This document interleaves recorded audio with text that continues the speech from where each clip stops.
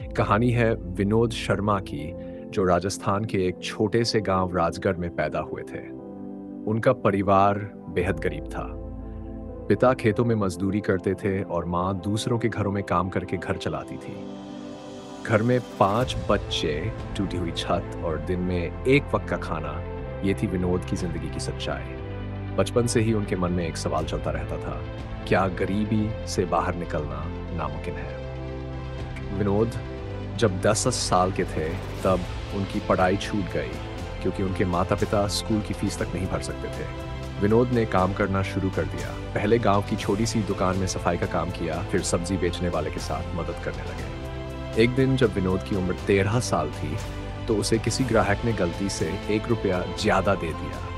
उसने तुरंत वो रुपया लौटाया, लेकिन दुकानदार ने ईमानदारी से खुश होकर वो रुपया विनोद को दे दिया और कहा, तू चाहे तो इस रुपये से कुछ सीख सकता है। 1 रुपये से शुरुआत। उस दिन विनोद ने उस रुपये से एक नींबू खरीदा और खुद उसका शरबत बनाया। वो गांव के स्कूल के बाहर खड़ा हो गया और 1 गिलास शरबत बेचा। दिन भर में 3 गिलास बिके और उसके पास हो गए 6 रुपये। अगले दिन उसने 2 नींबू खरीदे, फिर 4 और 1 हफ्ते में वहाँ 20-25 रुपये कमाने लगा। यहीं से उसका छोटा सा बिजनेस माइंड जागा।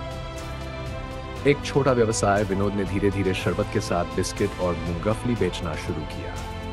अब वो खुद स्कूल नहीं जाता था, लेकिन स्कूल के बच्चों की ज़रूरतों को समझ रहा था। उसने महसूस किया कि अगर वो उनकी पसंद की चीज़ें सस्ते दामों में बेचे तो ज़्यादा बिक्री होगी।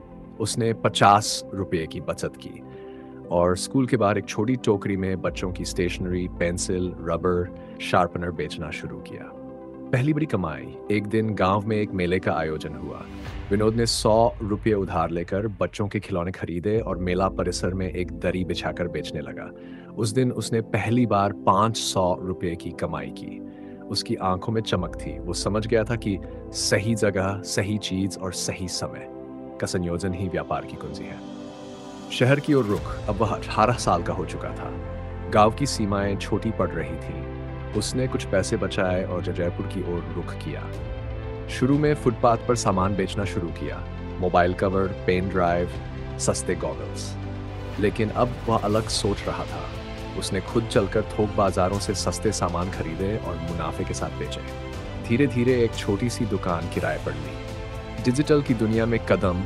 वर्ष 2014 में जब भारत में डिजिटल रेवोल्यूशन शुरू हुआ, तो विनोद ने यूट्यूब और इंटरनेट के जरिए ई-कॉमर्स के बारे में सीखना शुरू किया।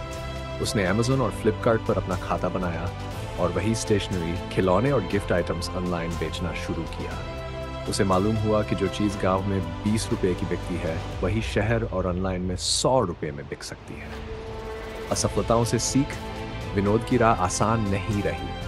कई बार माल नहीं बिका, घाटा हुआ, ग्राहक नाराज हुए, डिलीवरी में दिक्कत आई, लेकिन उसने कभी हार नहीं मानी। हर गलती से उसने कुछ न कुछ सीखा। जब कोरोना महामारी आई तब सब कुछ बंद हो गया, लेकिन विनोद ने मास्क और सैनिटाइजर का थोक व्यापार शुरू किया और गांव-गांव में सप्लाई कराई।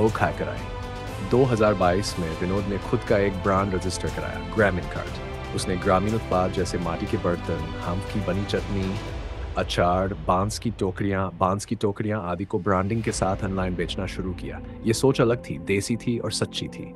भारत ही नहीं, विदेशों से भी ऑर्डर आने लगे। धीरे धीरे उसके पास 50 से ज्यादा ग्रामीण उत्पादकों की टीम हो गई। आज विनोद की कंपनी का टर्नओवर 10 करोड़ रुपए से अधिक है। उसके पास खुद का गोदाम, लॉजिस्टिक टीम, मार्केटिंग टीम और टेक्नोलॉजी डिपार्टमेंट है।